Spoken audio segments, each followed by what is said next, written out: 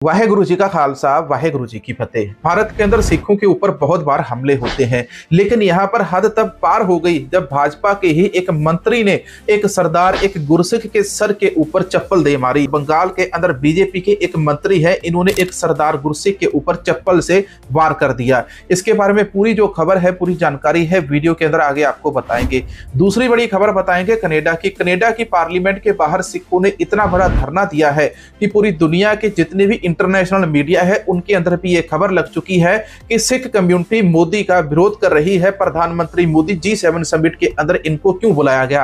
अब इसी के साथ जुड़ी हुई एक और खबर है। सोशल मीडिया के ऊपर एक वीडियो वायरल हो रहा है जिसके अंदर बताया गया कि आधी रात को टायर फटने के कारण ही ये डरकर अपने सीएम हाउस से बाहर भाग चुके थे। इसी के अलावा एक और बड़ी खबर आती है जहां पर अमेरिका से डोनाल्ड ट्रंप प्रधानमंत्री से 3 बड़े सवाल करने वाले हैं। इन 3 सवालों के अंदर एक तो वो सवाल करने वाले हैं खालिस्तानी समर्थक गुरपतवंत सिंह पन्नू, और एक और तीसरा बड़ा सवाल है, उसके बारे में आपको वीडियो के अंदर आगे चलकर बताते हैं। तो आइए आज के इस वीडियो की शुरुआत करते हैं। आगे बढ़ने से पहले सबसे पहले गूगल पे वाले भाइयों का तहे दिल से धन्यवाद करते हैं जिन्होंने हमें ये वाला QR कोड स्कैन करके कल सपोर्ट भेजा था। इनका नाम है सरदार हरजीत सिंह जी, इन्होंने 101 रुपए से सपोर्ट किया था। सरदार रुपिंदर सिंह जी, इन्होंने 100 रुपए के साथ सपोर्ट किया था। और सरदार जसप्रीत सिंह जी, सरदार गुरप्रीत सिंह जी, इन्होंने भी 100 रुपए के साथ सपोर्ट किया था। सभी का हम तहे दिल से धन्यवाद करते हैं। यदि आप भी इसी प्रकार से सच्ची खबरें, सच्ची जानकारी को सपोर्ट करना चाहते हो तो ज्यादा नहीं, थोड़ा थोड़ा सपोर्ट कभी ना कभी जरूर कर दिया करो। तो आइए अब सबसे पहली बड़ी खबर मैं आपको बताता हूं बंगाल की। दोस्तों, हमारे देश के अंदर अक्सर ही हम देखते हैं कभी सिख की दाढ़ी के ऊपर हमला होता है, कभी नौजवान सिख को बांदर सेना के द्वारा टारगेट किया जाता है। तो पुलिस गार्ड भी मिले हुए हैं। उन पुलिस गार्डों ने बंदर सेना को तो क्या रोकना था, बल्कि उन्होंने जाकर स्वयं गुरसिख लड़के के साथ, सरदार भाई के साथ मारपीट करनी शुरू कर दी। मामला यहीं पर नहीं रुका। इसके बाद हरियाणा के अंदर एक सिख भाई के ऊपर हमला हुआ। अब यहां पर भी मामला नहीं रुका। इसके बाद दिल्ली के अंदर एक नौजवान सिख की हत्या हो जाती है गुप्त रूप से। अभी तक उसकी हत्या का कारण एक्सीडेंट था या उसको किसी ने मारा था, इसकी जांच नहीं हो रही और पुलिस भी सही तरीके से उस मामले को नहीं निपटा रही। लेकिन यहां पर अब एक सिख भाई की पगड़ी को निशाना बनाया गया है। यह निशाना बंगाल के अंदर बनाया गया है। ये पूरी खबर क्या है, आप पूरी खबर स्क्रीन के ऊपर देखिए। यहाँ पर एक भास्कर इंग्लिश नाम की अखबार है, इसके अंदर ये खबर लगी हुई है और यह जो खबर है 16 घंटे पहले ही छपी है। पगड़ी के अपमान को लेकर सिख समुदाय में आक्रोश। सिख व्यक्ति की पगड़ी के ऊपर कथित तौर के ऊपर चप्पल गिराने की घटना के बाद समुदाय ने भाजपा के सुकांत मजबूदार से माफी की मांग की है। पश्चिम बंगाल के अंदर सिख समुदाय 12 जून 2025 को हुई एक घटना से बेहद आहत है। राज्य भाजपा अध्यक्ष सुकांत मजबूदार ने कथित तौर के ऊपर एक सिख सज्जन की पगड़ी के ऊपर चप्पल फेंकी। इसके बाद सार्वजनिक रूप से देखी गई इस हरकत की व्यापक निंदा भी हुई, क्योंकि पगड़ी सिख सम्मान और धार्मिक पहचान का प्रतीक है। हमारे देश के अंदर अक्सर ही जानबूझकर इस प्रकार की हरकतों को अंजाम दिया जाता है। सिख प्रतिनिधियों ने कहा कि यह कृत्य उनकी आस्था का घोर अपमान है और भारत के संवैधानिक मूल्यों का अनादर है। उन्होंने इस कृत्य की जानबूझकर की गई प्रकृति के ऊपर जोर दिया, जबकि मजबूदार या भाजपा की ओर से कोई औचित्य या माफी नहीं मांगी गई। एक प्रमुख सिख नेता गुरमीत सिंह ने समुदाय को पीड़ा व्यक्त की और कार्रवाई या माफी की कमी के ऊपर दुख जताया। और उस मीटिंग के अंदर बीजेपी के ही मंत्री ने एक बड़े सिख नेता के ऊपर इस प्रकार से चप्पल से हमला कर दिया। अब यहाँ पर जो बीजेपी वाला बंदा था मजबूदार, इसके ऊपर FIR दर्ज हो चुकी है, लेकिन अभी तक मजबूदार ने माफी नहीं मांगी। अब आप बताइए इसके ऊपर आपका क्या कहना है। बीजेपी स्वयं खुद को कहती है कि वो सिख हितैषी है, लेकिन उन्हीं के मंत्री, उन्हीं के कार्यकर्ता सिखों की पगड़ी के ऊपर इस प्रकार से चप्पल जूते फेंकेंगे तो 56 इंच का जो सीना है वो एक ट्रक का टायर फटने से ही डर गया। ये तो बड़ी चिंता का विषय है। बात कर लेते हैं दिल्ली की। दिल्ली के अंदर जब अरविंद केजरीवाल थे, लाला केजरीवाल थे, तो इन्होंने अपना एक शीशों का शीश महल बनवाया था। लेकिन अब जैसे ही बीजेपी की सत्ता आई है, उस समय बीजेपी लाला केजरीवाल के ऊपर सवाल उठा रही थी, लेकिन अब आज की तारीख के अंदर कहते हैं कि जो दिल्ली की महिला मुख्यमंत्री है, अब इन्होंने भी अपना एक माया महल को रचना शुरू कर दिया है। इसके बारे में आप सबकी क्या राय है वो कमेंट सेक्शन के अंदर जरूर बताना। अब इसके बाद आपको प्रधानमंत्री मोदी के बारे में एक और खबर सुनाते हैं, जिस खबर के अंदर ये बोला गया कि प्रधानमंत्री मोदी जी जब पहली बार गुजरात स्टेट के CM बने थे, मुख्यमंत्री बने थे, तो आधी रात को CM हाउस के बाहर सड़क के ऊपर जाते हुए एक ट्रक का टायर फट गया और मोदी जी आधी रात को अपना CM हाउस छोड़कर भाग निकले। आप ये वीडियो सुनिए, किसी यूट्यूब चैनल के ऊपर शॉर्ट के अंदर अपलोड किया गया है। नए चीफ मिनिस्टर बने थे और गांधीनगर में नया राजधानी बना था तो सारे बंगले मंत्रियों की एक तरफ और एंड में बड़ा बंगला मुख्यमंत्री का। रात में धड़ाम करके आवाज आई, मुख्यमंत्री जी जो पैर में था, जो कम शरीर पे था, वो लेके भागे घर के बाहर और जोर जोर से चिल्लाने लगे, गाड़ी खोलो, गाड़ी खोलो, गाड़ी खोलो। गाड़ी बुलेट प्रूफ थी। तुरंत ड्राइवर रात के 1:30-2 बजे नींद में भागा आया, उसके पास जो भी पहना था, बोला गाड़ी निकालो, गाड़ी निकालो। सिक्योरिटी अलर्ट हो गई, सबको गया कि सीएम बाहर निकल रहे हैं, कहाँ जा रहे हैं किसको पता नहीं।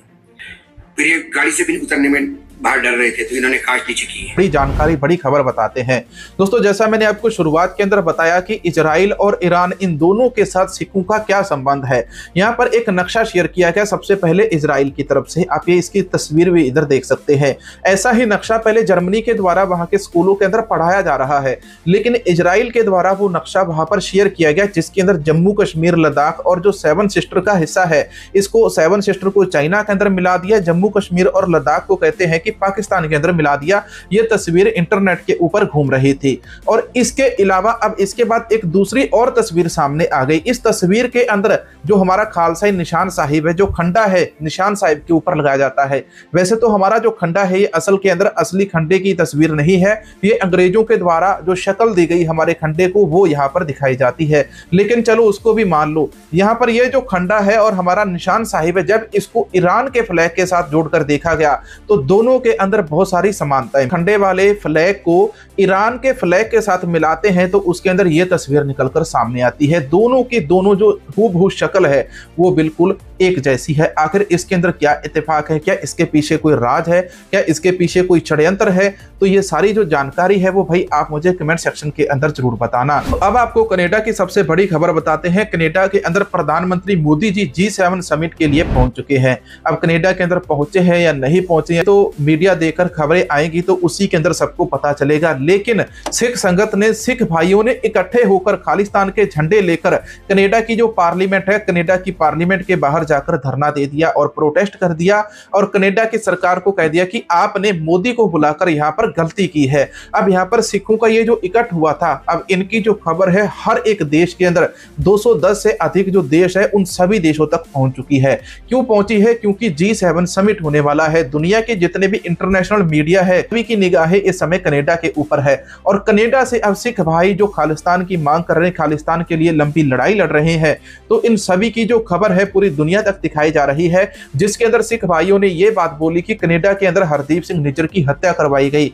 और दूसरी तरफ भाई अवतार सिंह खंडा जी का कत्ल करवा दिया गया, उनकी शहादत हुई। इन सब के पीछे जो सरकार थी और इसलिए हम कनाडा का विरोध कर रहे हैं। अब यहाँ पर ये जो विरोध हो रहा है ये कितना जायज है, कितना सही है, कितना गलत है, कमेंट सेक्शन के अंदर आप जरूर बताना। लेकिन इस जो यहाँ पर प्रोटेस्ट हो रहा है, जो यहाँ पर विरोध प्रदर्शन हो रहा है, इसके अलावा अगस्त महीने के अंदर वाशिंगटन डीसी के अंदर एक बहुत बड़ी वोटिंग होने वाली है रेफरेंडम की। ये रेफरेंडम की वोटिंग जो है वो खालिस्तान देश बनाने के लिए होने वाली है।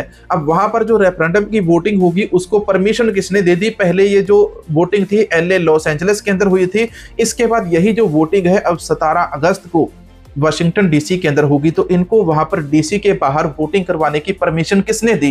डोनाल्ड ट्रंप ने दी। अब डोनाल्ड ट्रंप कहते हैं कि वो भारतीय प्रधानमंत्री नरेंद्र मोदी से G7 समिट के बाद एक आपस में मीटिंग करेंगे और उसके अंदर वो 3 बड़े सवाल पूछेंगे। पहला सवाल करेंगे भारत से, जिसके अंदर वो पूछेंगे भारत ईरान के साथ है या इजराइल के साथ है। इसके अलावा दूसरा सवाल प्रधानमंत्री मोदी से पूछा जाएगा कि आप मुझे ये बताइए, मैंने आपको मध्यस्थता कराने के लिए कॉल किया था या नहीं किया था। इसके अलावा तीसरा सवाल डोनाल्ड ट्रंप कहते हैं कि मोदी से पूछेंगे, जिसके अंदर खालिस्तानी समर्थक गुरपतवंत सिंह पन्नू भाई का जो उनके ऊपर हमला करवाने की कोशिश की गई, तो उस कोशिश के बारे में पूछा जाएगा। तो ये वो सबसे बड़ी खबर थी कनाडा, अमेरिका, ईरान, इजराइल और सिखों के साथ जुड़ी हुई।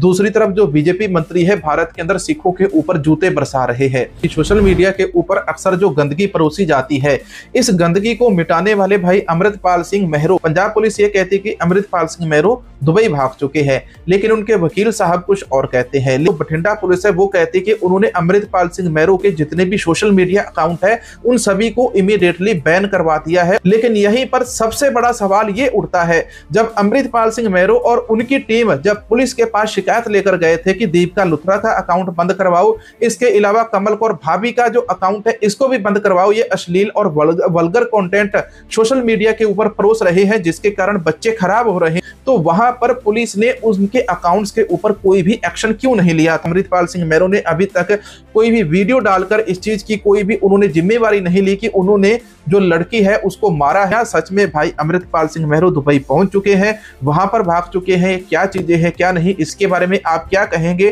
क्या समय रहते पुलिस को पहले ये काम नहीं करना चाहिए था? आज पुलिस अमृतपाल मैरो का खाता बंद कर सकती है, लेकिन दीपिका लुथरा और जो वहां पर कमल कौर भाभी थी, इनका अकाउंट क्यों नहीं बंद हो सकता? इसी तरह से एक सुरवीन कौर के नाम की लड़की है, ये सुरवीन कौर या उसका कुछ और नाम है, तो उस लड़की ने भी इसी प्रकार से बहुत गंदगी डाली। लड़की है नैन्सी गढ़ेवाल, जो भाई अमृतपाल सिंह मैरो को आतंकवादी बोल रही है। भाई देखो, जो खालसे की धरती के ऊपर पैदा होता है वो खालिस्तानी होता है। तो नैन्सी गढ़ेवाल है, ये खुद सुनीता रानी है और कनेडा के अंदर रहती है। ये सुनीता रानी वहां पर किस प्रकार से अपना नाम और अपना धर्म बदल कर रह रही है, और किसी धर्म के अंदर जाकर जहां पर आपको ये गंदगी फैलाने का हक मिलता है, तो आप उस कम्युनिटी को ज्वाइन कर सकते हैं और वहां पर जाकर आप उस धर्म को अपना लीजिए। सिख धर्म को, पंजाब को छोड़ दीजिए। इसलिए मैं सभी से एक विनती करूंगा कि जो लोग अच्छा कंटेंट बनाते हैं हमेशा उनको सपोर्ट कीजिए, और जो लोग बुरा और गंदा अश्लील कंटेंट बनाते हैं उनको बिल्कुल भी मत देखिए। हमारे चैनल को सपोर्ट करने के लिए इधर QR कोड है, स्कैन करके या वीडियो के नीचे एक छोटा सा सुपर थैंक्स डोनेट करके